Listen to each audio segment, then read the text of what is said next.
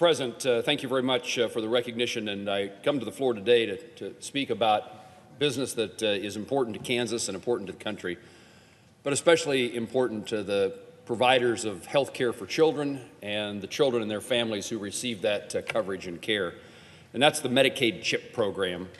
It was established back in 1997, and I want to call to the attention of my colleagues the importance of us acting here in the next several days in regard to reauthorization extension of that CHIP program.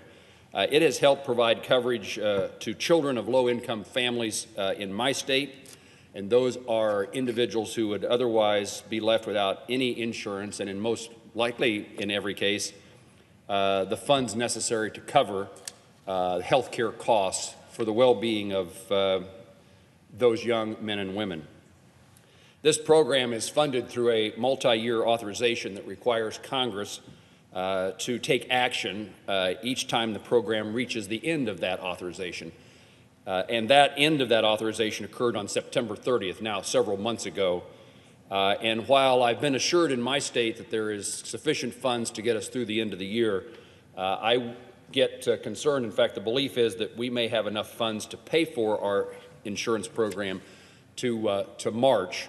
That certainly is probably not the case across the states, and we need to respond, we need to act within a few short days. Certainly I hope that this is an issue that is addressed as the continuing resolution that funds the federal government expires on December the 22nd.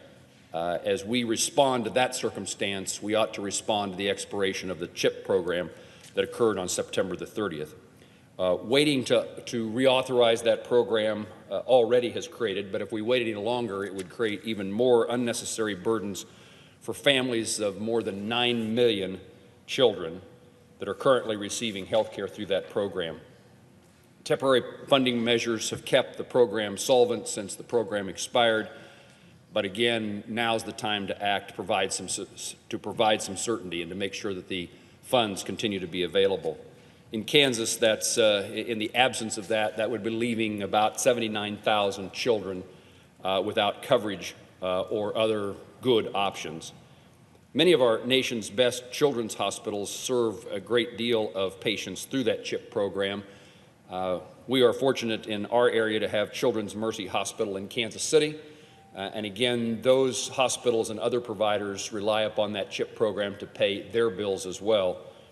With all the costs associated with health care and with the inability of people to pay, the burden then falls upon hospitals and others to figure out how they survive. I would tell you that in Kansas, almost every hospital, 127 of them in our state, continue to hang on by a thread, and some may not survive. This is another opportunity for us to strengthen and provide certainty that a mechanism will be in place that when they provide care to children of Medicaid families, that they will be reimbursed.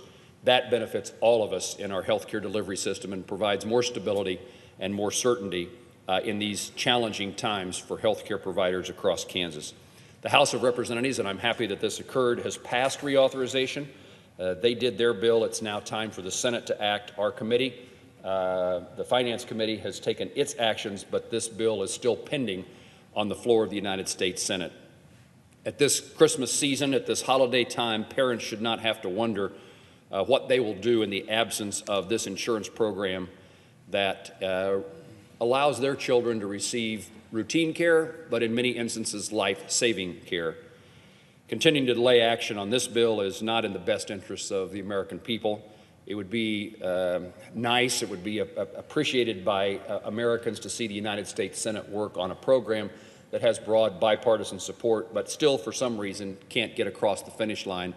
That finish line, I suppose, was September the 30th, but I would say that finish line is now the end of the year, and specifically December the 22nd, with the CR expiring at that point in time, and time for Congress to take action in that regard. My plea on the Senate floor this morning is for Congress, for the United States Senate, to take legislative action, reauthorize this program, provide certainty, and care for our country's children who are, without this program, in very significant jeopardy of having absence of health care. Mr. President, I appreciate the opportunity to address the United States Senate, and I yield back after noting the absence of a quorum.